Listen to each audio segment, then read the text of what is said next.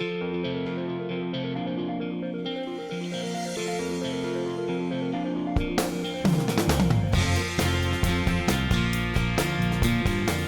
tip guard is an important safety device that should be installed on all chainsaws.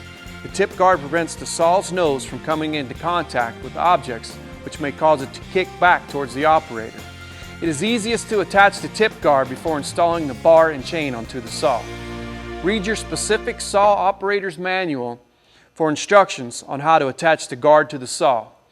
Be sure the dimple of the tip guard aligns with the recessed area in the guide bar to ensure a tight connection. Begin by installing the bolt through the rear hole of the guard and the front hole of the guide bar.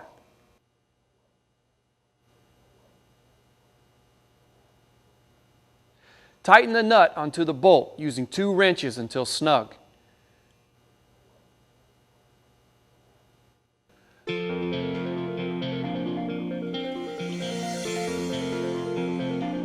Make sure the tip guard lays snug against the bar and tighten an additional 1/8 turn.